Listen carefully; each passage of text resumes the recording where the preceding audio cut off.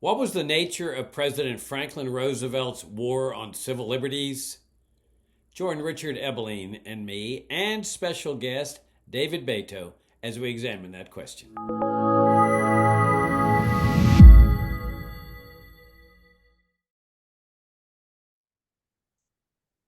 Hi, I'm Jacob Hornberger, president of the Future of Freedom Foundation, and this is this week's Libertarian Angle, the show that y'all know brings you the principal case for the libertarian philosophy. I'm joined by my co-host, Richard Ebeling, professor of economics at the Citadel. Richard, good to see you again.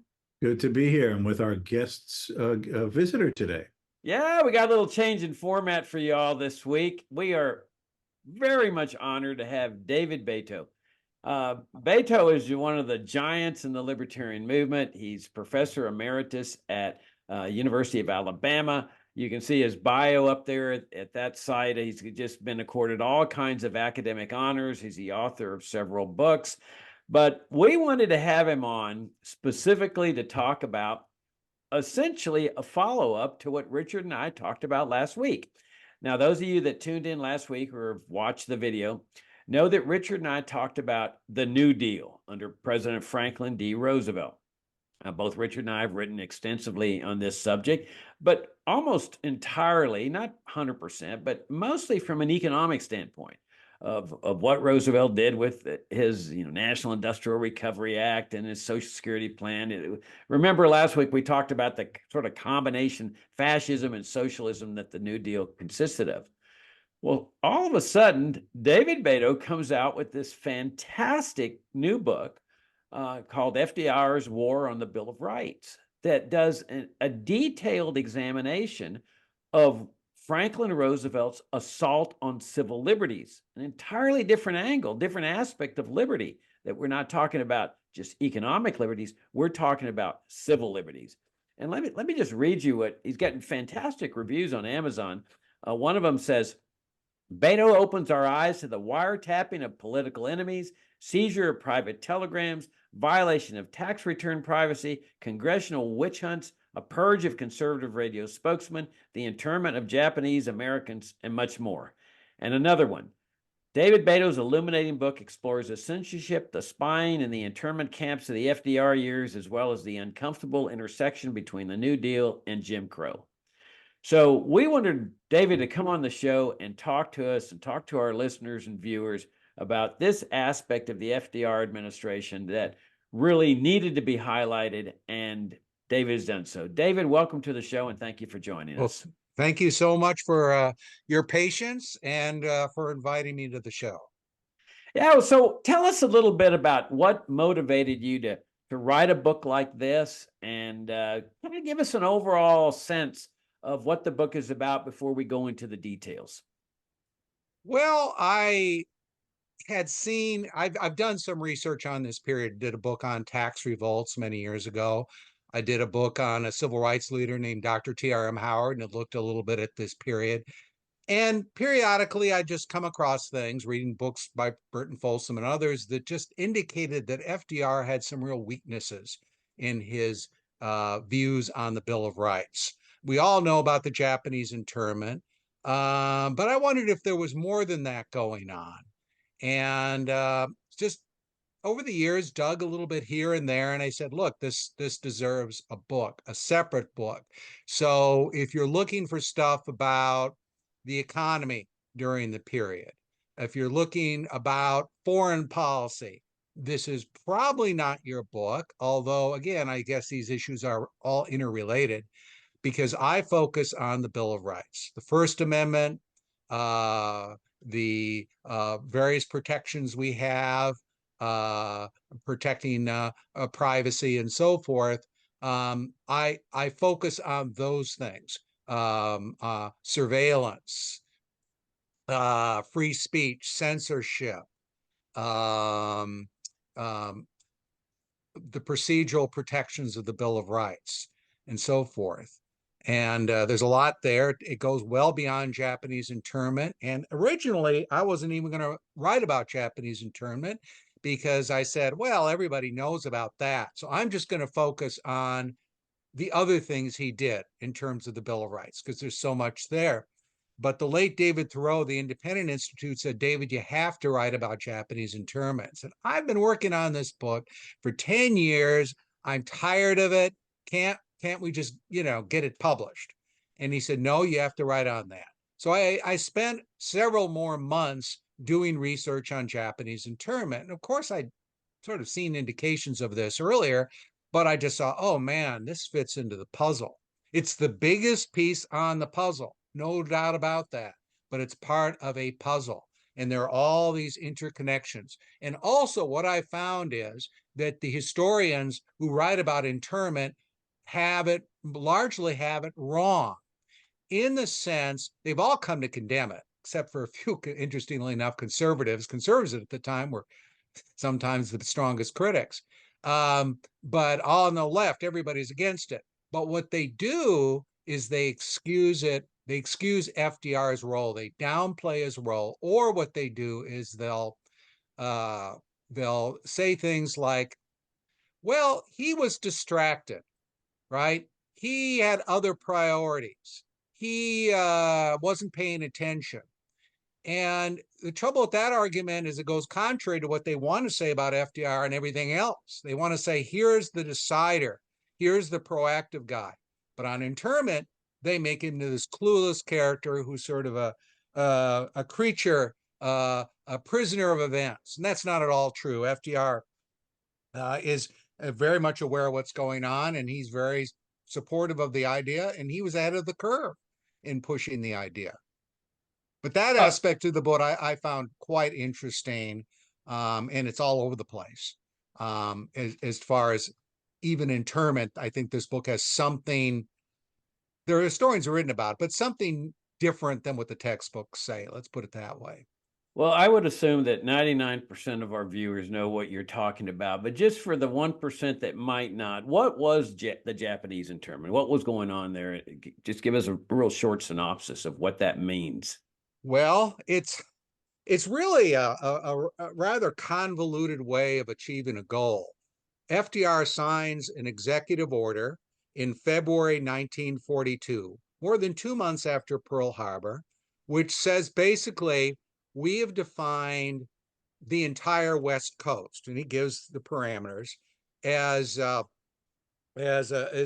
exclusion zone for people that we designate. It does. If you look at his executive order, what's very interesting about it is he never uses the term Japanese or Japanese Americans. It's a bit like the Constitution, never using the term slavery. Very similar. So if I used to have students read this thing and they couldn't figure it out because it doesn't specify Japanese Americans, but that's what it was intended to do. Everybody understood it. And then the enforcement orders do specify Japanese Americans. So it says two things. Everyone in this area will be excluded, right? Meaning they'll have to leave. Okay, they have to leave. They can go to Pittsburgh or something. No, they can't. Then it comes up that we will, when they get the specific orders that follow from it, then it says they have to assemble at these various locations where they'll be taken to camps. So in other words, they're told they can't live where they can't live where they live now, and then they have to go to these camps. And it's a very convoluted, bureaucratic, I don't know what you call it, vague wording and so forth.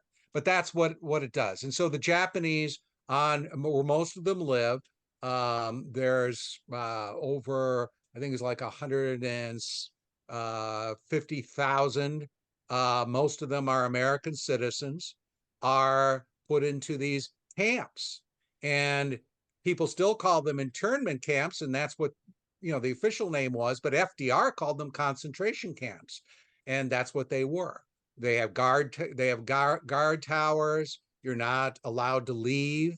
They have barbed wire. They have all the features of concentration camps. Now, they're not the same as the German death camps. A lot of people get me on that. I'm not arguing that, but they still qualify. And that's what happens. Most of these people are American citizens, well over 100,000 of them, and they are sent to these camps and they stay there for the whole war and they can't leave. Okay, yeah, before I turn it over to Richard for a comment or question, give us an example of the the censorship actions that Roosevelt, that you mentioned he was engaged in, First Amendment, that type of thing? Well, I mean, there are a lot of different ways that they're censoring people, intimidating people, and so forth, forcing forcing people off the air. Let me give you some specific examples. During World War II, under the Espionage Act, they do much like in World War I. They revoke the mailing rights of what they consider subversive publications, and these are publications. Two examples would be the Socialist Workers' Party has a publication called The Militant. Why are their mailing rights denied? Their their second and third class mailing rights, because they basically say the war is this sort of capitalist enterprise, right? It's very general. They're not specifically obstructing recruiting or anything like that. It's kind of a boilerplate Marxist theory. There's another publication called the Boise Valley Herald, which I found fascinating. It's a small town newspaper in near Boise. It's out of the small town called Milton, and basically this is an anti-New Deal paper, anti-racist paper, anti-Japanese paper, and it's a regular community newspaper. It reports on things in like weddings and so forth. Why were they censored? Why were they censored? Because they continue to oppose the war. Now, one thing you see after Pearl Harbor is just about everybody who was against the war said, we've been attacked, we're in it, we support the war. And so there really weren't as many people to prosecute for that reason, unlike World War I. But there were a few left who continued to oppose it. And one of them was this sort of pacifist publication called the Boise Valley Herald.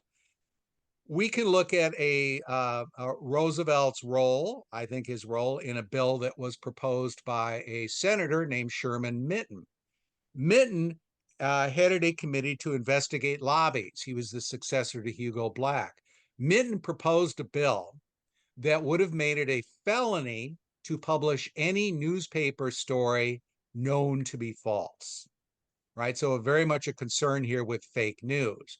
I think FDR put it up to him. I don't have any proof of that, but I think he did. Minton was assistant majority leader in the Senate. We see radio. I mean, radio is probably the biggest example of censorship that you could find. You get a broadcaster named, the leading radio commentator named Bo Carter is forced off the air, basically through kind of pressure quite similar to what you see with the Twitter files. And by 1938, there isn't a single anti-New Deal radio commentator on the networks left. They're all off. Wow. Richard? Yeah, an interesting question that might be asked is what's motivating Roosevelt with this? I remember reading a long time ago, I don't know if it's apocryphal or not, that one of his Oval Office press conferences, some reporter said, Mr. President, some people call you a socialist, others call you a communist or a fascist. What are you? And supposedly he looked startled and he said, I'm just a Christian and a Democrat. And the question is, was he doing this for pragmatic political purposes, for his own power, re-elections, et cetera, et cetera? Was there an ideological agenda behind these types of civil liberty encroachments? It's an interesting question. What is his reason or motivating? Is it as crass as just power and staying in office, or is there other agendas, do you think, behind it? No, I think that the idea that he's just a pragmatic politician, that is often the portrayal. He'll just do whatever works. That's kind of the thing they'll say. Or he just wants, the more negative view is he just wants to stay in power. I don't think that's the full picture. I've listened to every single one of Roosevelt's speeches that have been recorded. And my God, that was interesting experience. But I decided to listen to everyone when I was doing busy work and so forth, just so I kind of could understand where this guy was coming from. Roosevelt was a very ideological president, right? He had a goal, and the goal was anti-free market, anti-laissez-faire, pro central planning, a pro-welfare state position. He is constantly going back to the 1920s in his speeches and saying, look how it failed when we didn't have planning. Look how it failed when we had government that just wasn't concerned about the people. So that's his default position. Now, he's not a communist. Is he a socialist? Not exactly. I guess he's something of a corporatist, but he's a big government guy. And this comes out of his progressivism. And the progressives have a mentality that FDR definitely has. Not all of them have the mentality, but his mentality is the end is the important thing. Justice, as he conceives it, a just society, society where government plays a major role, where business sort of works under government's tutelage, but it's still there, but it's controlled, so forth. He's not as worried about how you get there, right? If it takes violating the Bill of Rights, or if there are certain procedures that you're going to, rules that you have to break or get around, you do it. It is an ends-oriented philosophy. The end is important. Constitutional niceties are less important. Now, I'm a long-winded answer, but I will say that the personal is important to FDR. He wants to get reelected. He wants to stay in control. So he's very pragmatic in that sense. If he pushes something too far and it gets pushed back, he'll pull back. Like he sacrificed his vice presidential candidate in 1944, which I don't think he wanted to do. He'll pull back, right? He has the central planners kind of run the war effort, and they make a mess of it, and he gets all sort of flack for that, and so he puts business in charge of running the World War II mobilization agencies. So it's a combination of things, but his default position is ideological. I think there's no doubt about that. Now, you can find interesting exceptions to that. I listened to one recorded speech from 32 that sounded like Ronald Reagan. He was attacking the federal government and government spending and bureaucracy and calling for spending cuts and so forth. But that was just, triangulating in the election. I don't think that's where he was coming from ever. All right. Yeah, go ahead, Richard. Yeah. The rationales for these restrictions and civil liberties could easily be, put under the carpet in terms of the war years. Oh, it's a national crisis, and that would easily be a justification. Extreme measures, extreme circumstances require extreme measures, at least for the duration. But perhaps you could touch a little bit about these examples of civil liberty violations earlier on. I'm thinking in the following context. As Jacob was saying, last week, we touched upon the economic aspects of the early New Deal. NRA, AAA, WPA, Social Security, all the other business, basically the fascist model he was following until the Supreme Court basically stopped it. But at the same time, there was immense anti-Roosevelt, anti-New Deal literature. There was a time when I scoured used bookstores and found dozens of books from the first half of the from 1933 until around 1938 of immense anti-Roosevelt books, particularly as 36 is approaching. People like David Lawrence, who founded U.S. News World Report, Stumbling into Socialism, 9 Wise Men about the Supreme Court standing up to him. There was the American Mercury. Hazlitt and Mencken are writing critiques of the New Deal. H.L. Mencken, Albert J. Nock has his monthly column for years in which he's lambasting Roosevelt in many of the columns. There was Ralph Roby, who was the Business Tides columnist for Newsweek magazine. It's the 1944 election year, and he writes a column in which he says, if you want to look for the real fascists, look in the White House. In terms of his economics. So I was wondering if you could touch upon, for the viewers and listeners, those aspects of civil liberty violations that you think were particularly standing out or egregious in the early years before a rationale could be made about a war emergency. Okay, trying to silence my phone here. Well, yeah, let me say that in 1932, when Roosevelt takes office in 1933, there is a tendency to give him anything he wants, right? He's if you look at the networks, for example, um, um, who are basically saying to the president, whatever you want, right? You want to break into a broadcast anytime. We're going to keep people off the air who are critical of your New Deal effort and so forth. So originally, Roosevelt gets support from just about everybody, including people that later are very strongly opposed to him, like the publisher of the Chicago Tribune. But by 1934, 35, Roosevelt is actually getting a lot of pushback. There is the rise of anti-New Deal sentiment. As you know, people get there's discontent.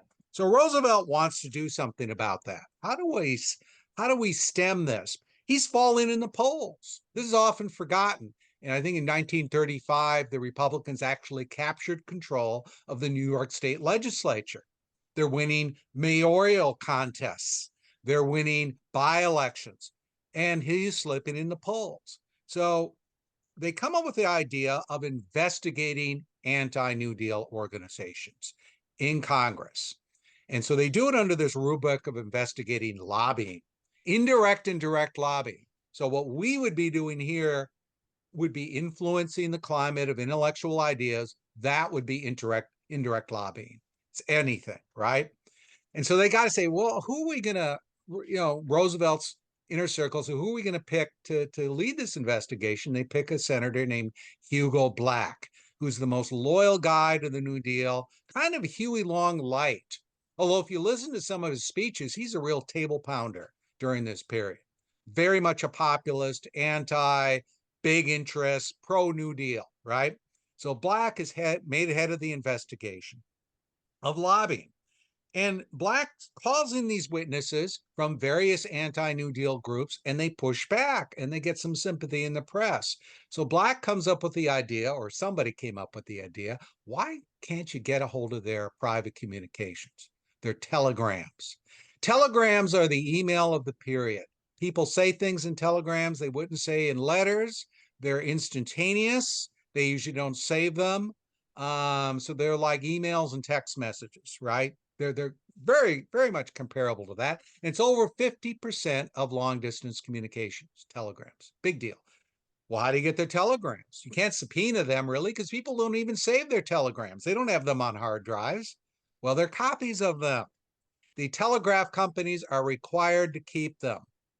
And so Black or somebody gets the idea, okay, I'm going to get the copies of these telegrams and I'm going to have them, big stacks of them. When I call in a witness, I'll have all his telegrams and I'll be able to ask him about it. And so he goes to Western Union, and Western Union says, he said, I want all the telegrams sent by every member of Congress to and from through Washington for 9 months. And Western Union says, no, we're not going to do that. Our customers aren't going to appreciate that. So he goes to the FCC. The FCC, again, in the administration, they're all working together on this because they approve it, says, no, you have to comply. Western Union does not want to comply, but they go along with it. And so Black staffers come in and they go through thousands of telegrams every day. And they're told, oh, don't look at anything of a private nature, just things related to lobbying, right? And they take notes, they copy the ones they think are important, and they go through thousands. How many do they go through? 3 to 5 million. That's mass surveillance. That's mass surveillance. And they every member of Congress, they look at their telegrams, they start targeting particular anti-New Deal people. And this is all very secretive. And people are like, how did he get this information? And then finally, Western Union starts telling people, we pulled your telegrams on request of the administration. Just like to know that. One guy that found out about this was Secretary of War, former Secretary of War under Wilson, Newton Baker. And Baker said, he was so mad that he said, if I saw someone lynching Hugo Black, I wouldn't join the lynching. but if they had the rope around his neck, I wouldn't stop them. This is a mild-mannered, moderate New Dealer. Everybody weighs into this. It becomes public news. It is headline news in Washington Post, New York Times, you name it. When I read about this black committee, I thought, what's that? I didn't know what it was. I said, this is all over the place. This is national news. Well, finally, it's challenged in court by the guy that's the head of the U.S. Chamber of Commerce. His telegrams were searched, Silas Strawn. He was head of the Bar Association, head of the Chamber of Commerce, and head of the U.S. Golf Association. So this guy was a well-connected fellow. His law firm's still there in Chicago, big law firm. Anyway, he sues, and other people sue, and they win. And rather than let it go to the Supreme Court, Black just says, well, we've completed our investigation. And he had all he needed. And there was all this pushback, all this complaint about the Black Inquisition. People were talking about the Klan. He'd been in the Klan. That was still whispered about, but people are picking up on that. So he backs off. But nothing happens to him because the courts basically say he can't do this anymore, but will not, we can't do anything about what he's done already. However, those are good precedents in a sense for civil liberty because future congressional committees can no longer do that. They can no longer do that. They can't wiretap phones. At least I don't think they are. And they haven't been. Maybe they are now. I don't know. They can take people's telegrams. Not that there are any left, but they couldn't do that during the McCarthy era, for example. All right. Well, it's worth mentioning also that Black ends up getting appointed to the Supreme Court. And was it Roosevelt that appointed him? Do you recall? Oh, yes. And the Black Committee, his service on the Black Committee was absolutely crucial to why Roosevelt picked him. Now, the fact that Black had been in the Klan, he had a lifetime membership, was whispered about. And it was picked up by the Chicago Tribune, which was anti-Roosevelt paper. And they had an editorial cartoon that I've got in the book with him dressed as a knight rider and riding a horse, right? And, they're skirting around it a little bit.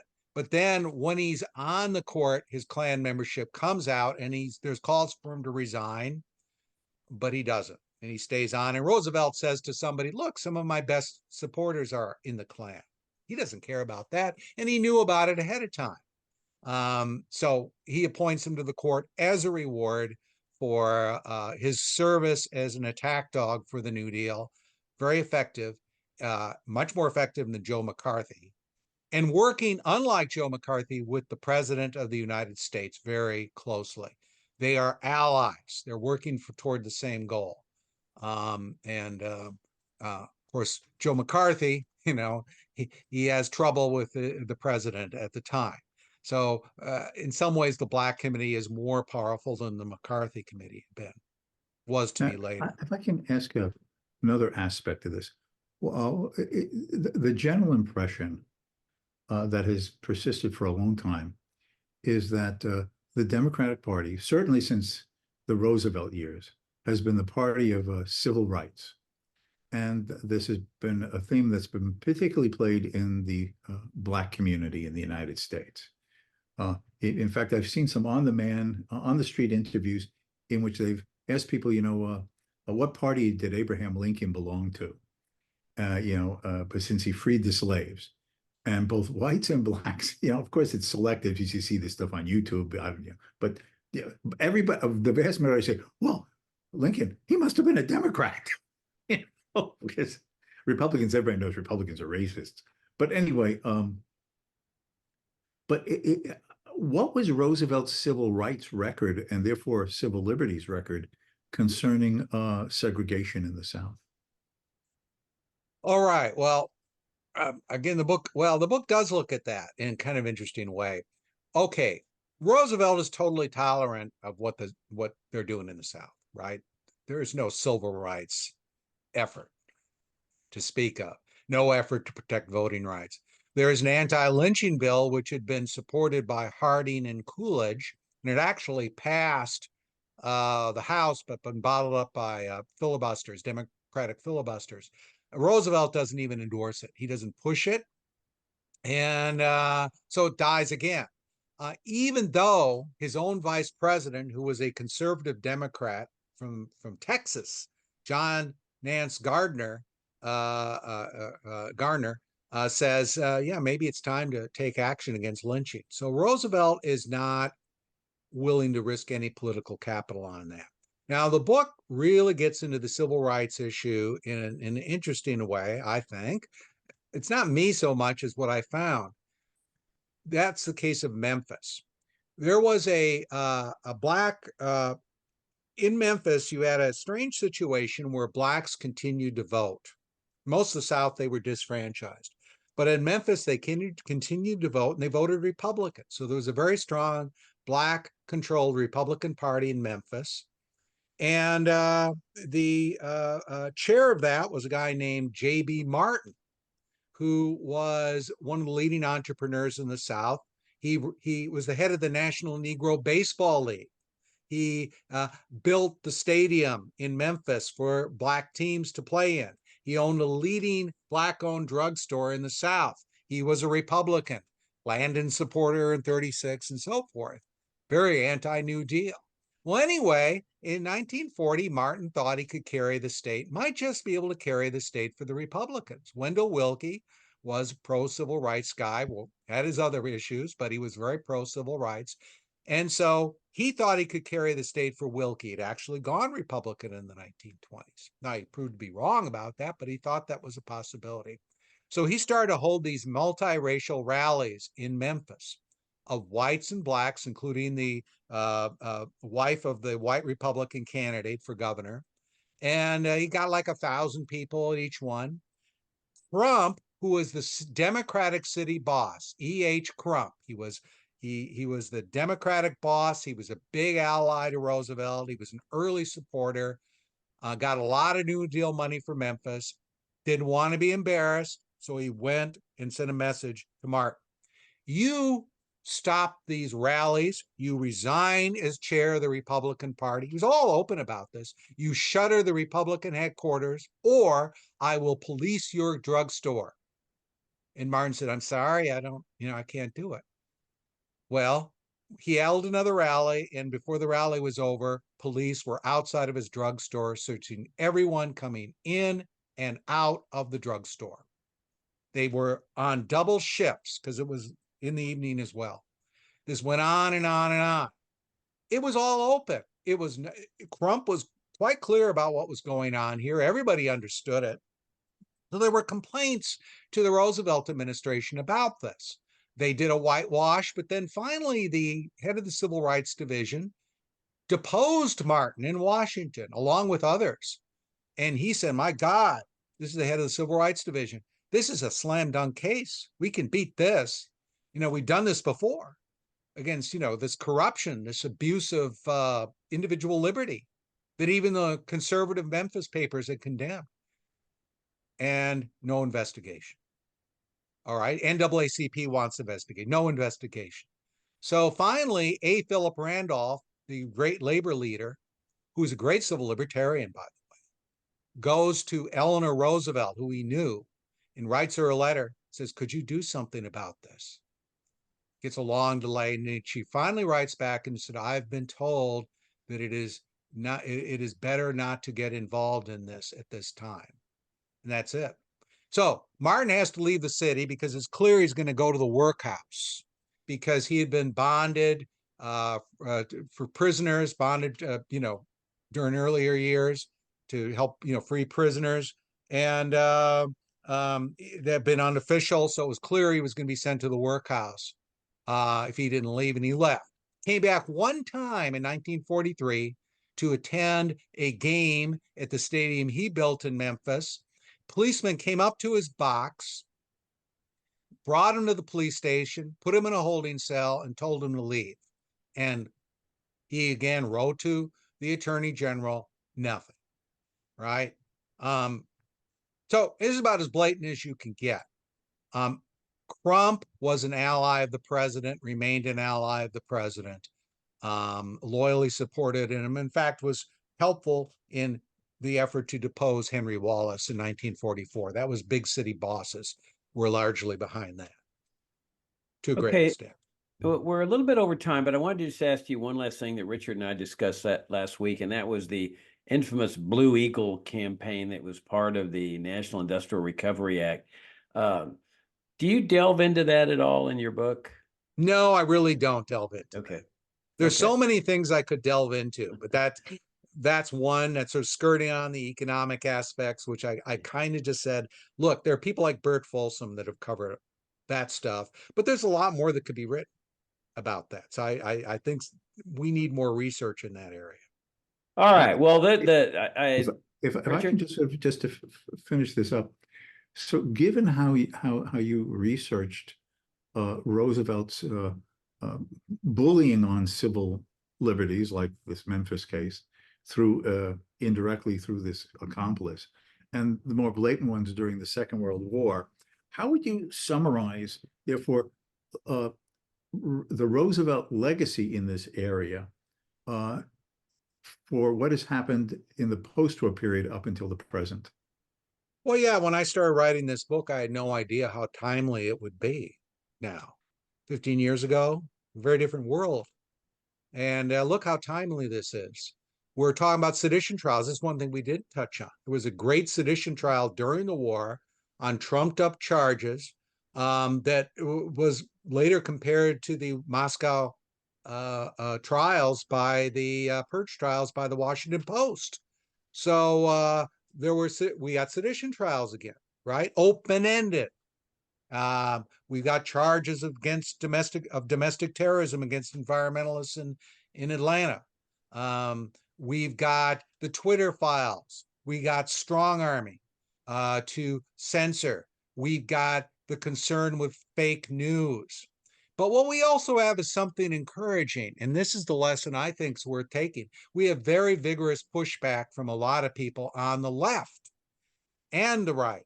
But I think what's inspiring about this book and disconcerting as well is you had a vigorous left-right pro-civil liberties coalition, which included Roosevelt's own attorney general who opposed Japanese internment, for example, which included people like Norman Thomas, one of the great civil liberties heroes, a socialist.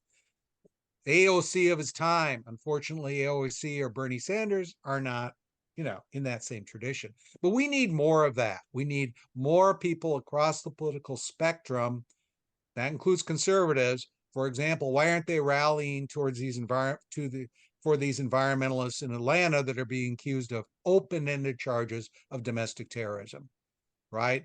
Why aren't people on the left rallying to people accused of open-ended charges of sedition, which has a slimy record in American history? We need more of that. And this is a good period to see models of that happen. All right. Well, on that fine note, we're going to wrap things up. I had mentioned that the book was the FDR's War on the Bill of Rights. It's actually entitled The New Deal's War on the Bill of Rights, the untold story of FDR's concentration camps, censorship, and mass surveillance. And I would be remiss, David, if I failed to mention another one of your fantastic books, and that is entitled From Mutual Aid to the Welfare State, Fraternal Societies and Social Services, 1890 to 1967, which Richard and I have discussed this subject before about the tremendous outpouring of voluntary charitable activity before the welfare state came into existence, and the need to restore that faith in freedom, because people think that government's the only one that can help the poor, needy, and disadvantaged. And your book is fantastic in showing what life was like in America before this tremendous outpouring of voluntary charity. So in any event, David, thank you very much for taking the time to join us. Really greatly enjoyed the conversation. Richard, any parting comments? Just, I wanted to thank David as well for joining us. These are timely and important issues because at the end of the day, freedom is indivisible, whether it be political, social, economic, personal. Freedom is indivisible. And when one is weakened or challenged, the others are inevitably going to be threatened down the road. David? Yeah, and I'll say that on that if we don't defend the freedoms of people we don't like, our freedoms are weaker because they're not going to defend us. So we need more of that. Yeah, and we can learn from history. I mean, from your book, the lessons of history we can learn as to and understand what the heck is going on today. On that note, we'll wrap things up. Thank you all again. Richard, I look forward to talking to you next week. And thank you all for tuning in and supporting the Future of Freedom Foundation. We're very appreciative.